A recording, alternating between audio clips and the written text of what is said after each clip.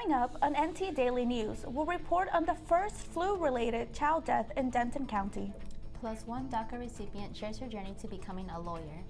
And we'll tell you where Denton veterans can go to receive mental health services.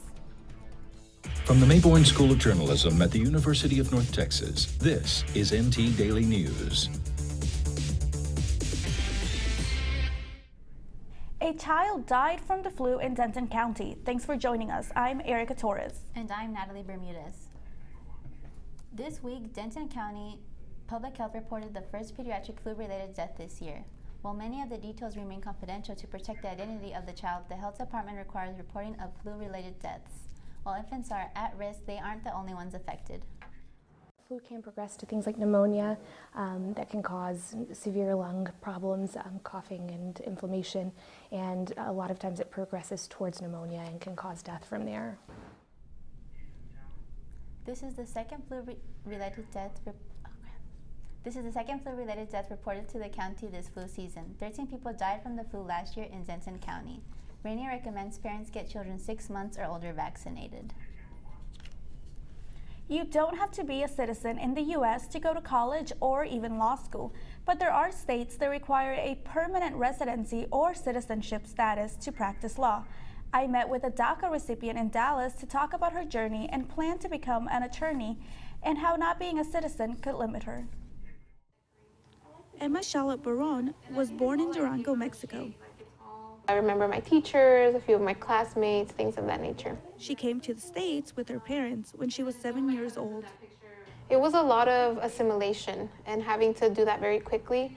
So growing up, I had to make sure that I knew the language, I knew it well, so that I could go to school because, that was a sacrifice that my parents had made for me. She graduated from Irma Rangel Young Women's Leadership School in Dallas and continued her education at Austin College. Eventually, the hope is to go to law school and become an attorney. After graduating from law school, Emma will be eligible to take the bar exam in Texas and to receive financial aid. But dreamers in other states can't because some states require permanent residency or citizenship status to be eligible to take the bar exam. UNT's pre-law advisor also says other states do not offer financial aid for dreamers. I think probably one of the greatest issues is the availability of financial aid. The reality is that law school is incredibly expensive, and that's true obviously if you go to a private school, but even public schools are outrageously expensive. Emma says it is next to impossible to take out loans to finance law school education if someone is undocumented. In fact, her current job helped pay for her law school admissions test textbook, which was over $1,000. She also says it's hard to navigate the law school application process in law school itself. So I've had a couple of friends who have DACA who were able to take the bar exam, and they told me that the requirement that they really needed was that social security number that was valid. The Texas Board of Law Examiners website says, quote, someone who is authorized to work legally in the U.S. is qualified to take the bar exam. That implies DACA recipients are eligible to take the bar and pursue law in the state.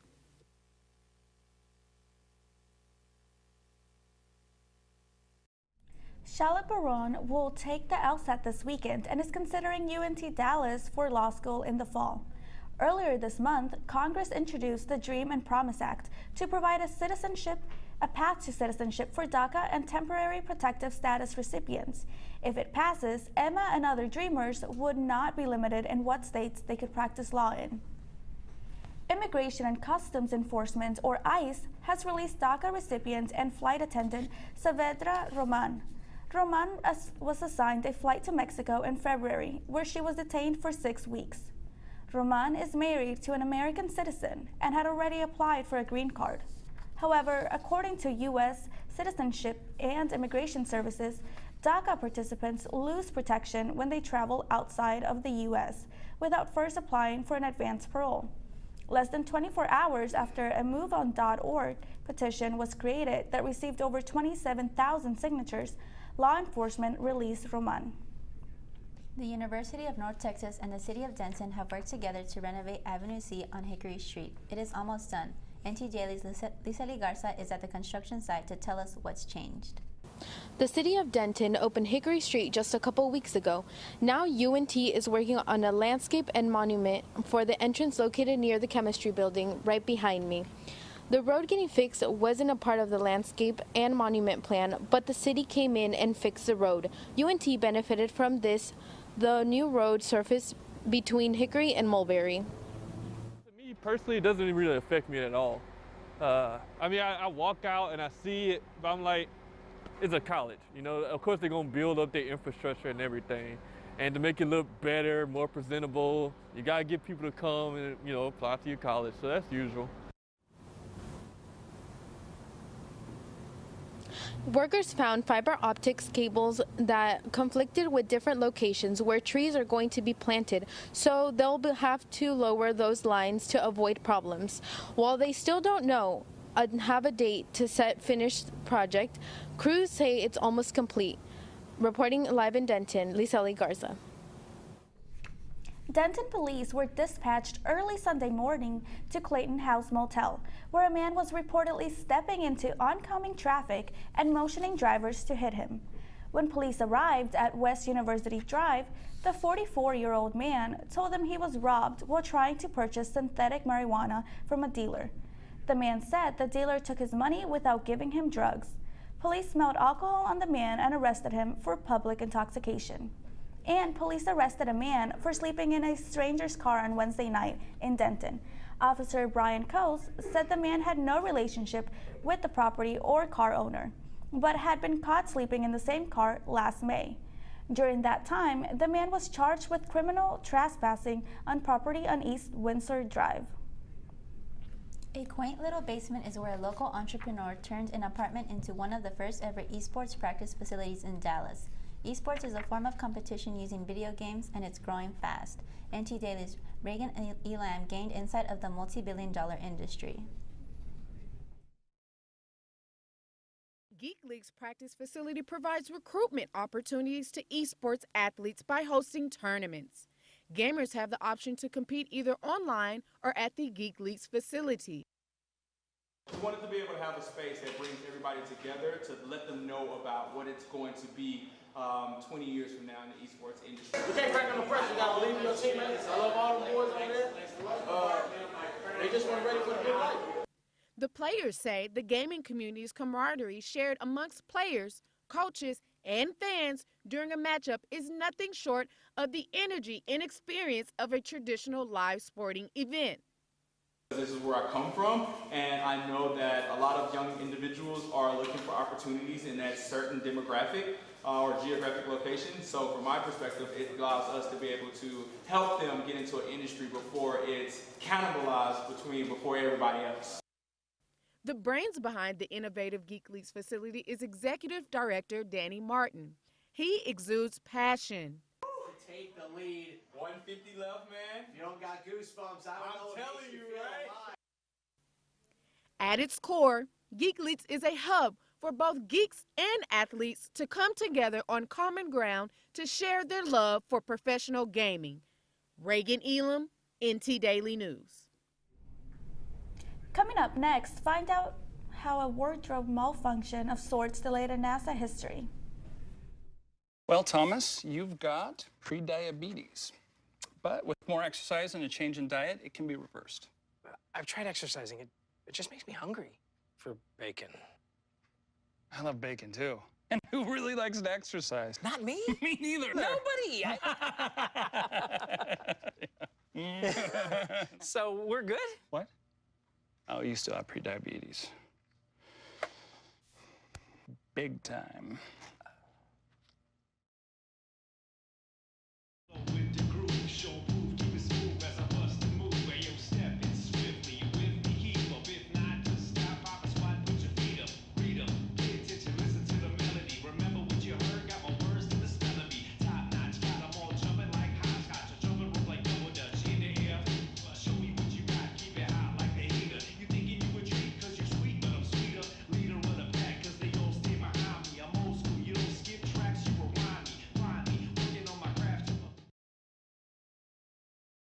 When I was in foster care, I never knew when I would have to move, so I always had my suitcase ready to go. Then one day, I was adopted. My new parents opened their hearts and home to me. My parents cook my favorite breakfast for me every morning. My parents take me on trips I never thought I would go on. They gave me a home and an even better reason to use that suitcase. My parents aren't perfect, but they're perfect for me. There was an old woman who lived in a shoe. She had so many children, she didn't know what to do.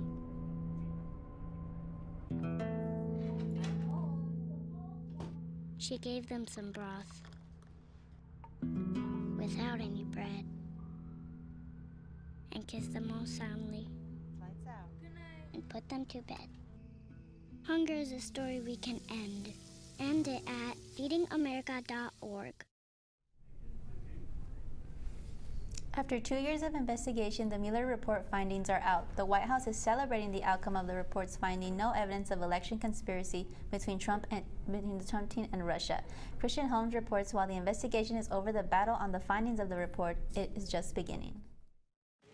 President Trump speaking out about the Robert Mueller report. They lied to Congress. Many of them, you know who they are. They've done so many evil things. I will tell you, I love this country. I love this country as much as I can love anything. My family, my country, my God. But what they did, it was a false narrative. It was a terrible thing. We can never let this happen to another president again. And after nearly 2 years attacking the special counsel investigation, changing his tune. Yes, yes. Now, Republicans say the report lifts the cloud of conspiracy hanging over the Trump administration. The American system has prevailed. While Democrats push for more answers. We need to see the full report to really understand the evidence that was collected. Attorney General Bill Barr sent a letter to Congress summarizing the findings, writing, the special counsel's investigation did not find that the Trump campaign or anyone associated with it conspired or coordinated with Russia in its efforts to influence the 2016 U.S. presidential election. But the letter does not fully exonerate President Trump from obstructing justice. Democrats pouncing. It's very important that Mueller did not exonerate the president on obstruction of justice. In fact, after 2 years of investigation, Mueller said he couldn't make a determination. President Trump said Monday he wouldn't mind if the Mueller report became public, but that he would leave it up to the Attorney General. A year after the Parkland shooting at Marjory Stoneman Douglas High School, parents now face a new type of battle following recent suicides in their community. 2 student survivors of the shooting have taken their own lives. The community is coming together to help in the coping process. It's hit the community hard. The positive thing is that we've come together. We're trying to put together a very simple response. Get the word out, help parents and understand the risks, and then get them the information they need to assess whether or not their student's at risk, or their child's at risk, and then get to the help that they need. The father of a Sandy Hook victim has also taken his own life. Jeremy Richmond, the co-founder of Avio Foundation, was found in Edmond Town Hall in Newton. The foundation was created in honor of his daughter, Avio Richmond. If you or someone you know is struggling with thoughts of suicide, you can call the National Suicide Prevention Hotline at 1-800-273-8255. After over a month of investigating, Chicago prosecutors dropped all charges against Empire actor Jussie Smollett. He was indicted on 16 felony counts for filing a false police report. Last month, Chicago officers said Smollett orchestrated the reported hate crime in January against himself because he was unhappy with his salary on Empire. According to a statement from Cook County State Attorney Kim Fox, Smollett's volunteer service in the community and agreements to forfeit his bond to the city were factors in the decision to drop charges. Smollett said this ordeal has been one of the worst in his life, and now he wants to get back to work and on his life. The first all-female spacewalk will have to wait. The 2 astronauts scheduled to walk together, Anne McClain and Christina Koch, both need a medium-sized torso component, but only one is available at the International Space Station. Although history is on pause, the mission is still a go. On Friday, Koch and Nick Hugh will embark on a 6-hour mission to install lithium-ion batteries that will help power the research laboratory. Although there has never been an all-female spacewalk, a NASA spokeswoman says it will make history one day. One attorney is taken to Twitter to build a case against Nike. We'll tell you what they're accusing the company of coming up in sports. Here we go. We're gonna go out there in the rain. Gonna get wet. All right, here we go.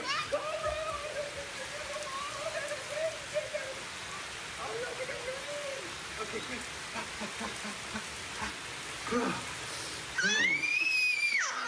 Oh yeah, yes. So much fun. Mwah. We're getting so wet.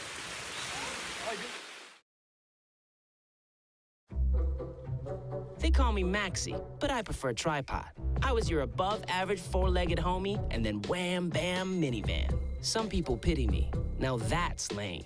I still run, fetch, and swim. And the ladies love me. I'm the ultimate wingman. Just don't ask me to high five.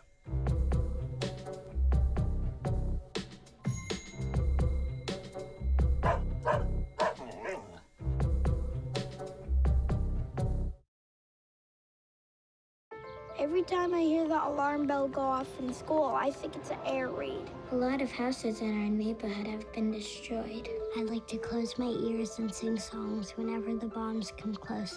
I'm worried our new neighbors won't like us. But I know it's all gonna be worth it.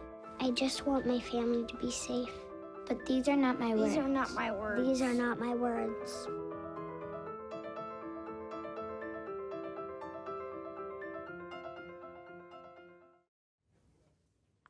The Mean Greens women's basketball team is hot off its first ever postseason win in program history, and it looks to keep the streak alive as they play Utah State tonight here in the Super Pit. The two teams met earlier in the season when Utah State beat the Mean Green 57-41. The Mean Green struggled with Utah State in the last matchup as they only had one player score in double digits and were out-rebounded by 12, which ultimately held the Mean Green to their lowest scoring game of the season. But now the team says they're fully prepared for the matchup. Tip-off is at 7. The tower was lit the whole weekend thanks to the Mean Green softball team. After its win over Louisiana Tech, the team cemented its spot as number 1 in the conference. Back on top, 8-0. Collegiate win, as she stated, for the Mean Green, allowing only just one run on 5 hits in 4 innings and striking out on 1. With Tyndale limiting the damage, the Mean Green gained a 3-0 lead early in the game and kept the same energy going as they finished the game with the 5-2 win and a conference spot. The Mean Green hope to carry the energy as they go against Abilene Christian on the road. Each season, expectations for UNT men's golf team have been high. Despite injuries attacking the team this season, the Mean Green have stayed consistent. And the last Wednesday, Jordan Sanders was announced Conference USA Golfer of the Week for his stellar performance in the NIT in Arizona. Yeah, I was happy for Jordan. He works hard, and hard work paid off for him. He finished 4th in a really good field this past week, and looking forward to see what Jordan does the rest of the season. But I was really happy for Jordan, shooting 12 under at the Omni in Tucson. This is the second time this year that a Mean Green player won the award. Thomas Rosenmuller won the award in September after winning the Trinity Forest Invitational. UNT's football and track stadium, Fotis Field, was finally demolished yesterday. The stadium was open 52 years and closed in 2013 due to the opening of Apogee Stadium. The 6-year demolition was capped off with tearing down of the scoreboard.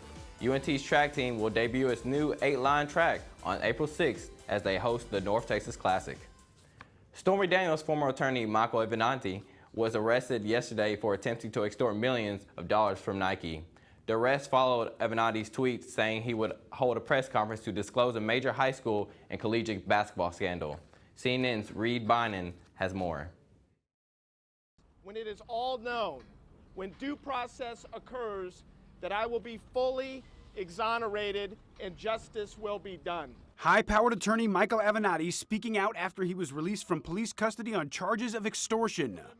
A suit and tie doesn't mask the fact that at its core, this was an old-fashioned shakedown. Prosecutors claim that he made graphic threats toward an attorney representing sports giant Nike and threatened to release damaging information about the company if they didn't fork over more than $20 million to him. An alleged co-conspirator, who a source says is high-profile attorney Mark Garagos, is currently not facing any charges. Nike has come forward, releasing a statement on the charges saying, quote, Nike will not be extorted or hide information that is relevant to a government investigation. When Nike became aware of this matter, Nike immediately reported it to federal prosecutors. Just minutes after Avenatti's arrest in New York, federal prosecutors in California announced charges against him in a separate case. The federal criminal complaint charges Mr. Avenatti with wire fraud and bank fraud, and contains a series of allegations that paint an ugly picture of lawless conduct and greed. I'm Reed Binion reporting. The attorney posted tweets this morning accusing Nike of making large cash payouts to Oregon basketball player Bol Bol and current NBA player DeAndre Ayton while he was enrolled at Arizona last year. McDonald's All-American Francesca Bellabini became the first female in 15 years to win the Powerade Jam Fest dunk contest last night. The first female to win at the games was Candace Parker in 2004. Bellabini received 4 perfect scores, all 4 for dunks, to claim the Jam Fest dunk title at Wheeler High School in Atlanta. The senior will attend Stanford next year. The last opening day at Globe Life Park will be on Thursday for the Texas Rangers. The team will take on Chicago Cubs in a 3-game series over the weekend. The Rangers' new $1 billion stadium is expected to open next season. Marie, you have prediabetes. Prediabetes? I don't have time to eat right or exercise. I'm a busy mom. Oh, you're a busy mom. Yeah. This is great news. Busy moms never get prediabetes. Wait, what? Let me just... Yeah, this is all the people at risk for prediabetes, and way over here, busy moms. No?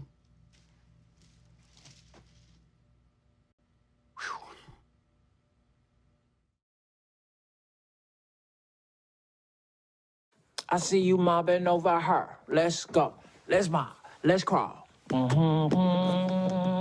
Let's crawl. Let's crawl. Hey, yo, we mobbing. Come on, girl. Let's crawl. Hey, yo, let's crawl. Hey, yo, let's crawl. Hey, let's crawl. Hey, yo, let's crawl. More than 45,000 veterans called Denton County home, and now they will be able to receive expanded mental health services here in Denton. NT Daily's Michaela Craig is here to tell us about the new mental health facility. This facility has been in the works for 3 years, but it all came to light when Bob Widmer from United Way's Low Income Taxpayer Clinic secured the space for the facility next to his building. There is a VA clinic on Colorado Boulevard that offers mental health services, but VA of North Texas officials told me they have outgrown that facility. Because of this, many veterans in Denton County travel to Dallas to receive mental health services. Widmer, a veteran himself, says he wanted to provide them with better access to mental health services closer to home. I was asked if I knew of any space that could house this clinic, and I knew of space next to the building we're already in, and talked to the landlord, and that's how it got started. Once the facility opens next month, veterans will be able to receive help for free from mental health professionals certified by the VA. The United Way of Denton County expects around 10,000 visits to the facility per year. The Denton County Office of History and Culture will celebrate the courthouse on the Square Museum's 40th anniversary. The museum opened in 1979 on the second floor of the 16th District Courtroom. Over the years, it has acquired a collection that tells the story of Denton community. On March 30th, the museum will unveil a bit of that story. The new exhibit, 40 for 40 Artifacts for 40 Years, will highlight items from the museum's collection. The event is free to the public. A Dallas store has a goal to inspire and empower Latina women from all over the DFW area. I was able to talk with the owner of the store about her path towards building the boutique of her dreams. Starting a business isn't an overnight task. Eloisa Padilla started off collecting coupons and then decided to pursue a business path. Believe it or not, I was one of those crazy couponing ladies. So I used to coupon for a living. I used to sell toilet paper, sell shampoo, sell conditioner, and this kind of grew from there. The idea for her boutique business started at a flea market. I ended up getting these pairs of sunglasses. That's how Eloisa's store started. This used to be just an accessory store. That's how we started off, and we started with sunglasses. That grew, and Padilla recently won the DFW Most Influential Award of 2019. Now she works to encourage other Latina women who want to start their own businesses. Oh, it would be fun to kind of, bring them something, some knowledge to them. I mean, because nobody taught me. I kind of Googled everything, and it was trial and error. Her store team members even get inspiration from just working at the store. I've always wanted to open up a business of my own. Just looking up to her as a woman who's done it herself. Her as being the boss lady is just knowing how she is and how she withholds all her stuff and organizes her stuff. Gets me to understand the background of how it is running a business. The boutique may seem small, but it has a big heart at the core. So I wanted to open something welcoming that they can come and they didn't have to necessarily just go to Target to find something cute. They can, find something at a boutique. Padilla looks forward to expanding her brand and continuing to guide women to find their own success. The store also hosts community events like a Selena painting night and makeup seminars. Jordan Peele did it again. The director's latest film, Us, surpassed $70 million in the U.S., making it the largest domestic opening weekend for an original horror film. It beat previous record holded by A Quiet Place.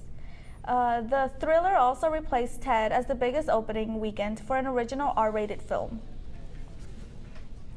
That's our time for now. Thanks for joining us. We'll see you next time for NT Daily News.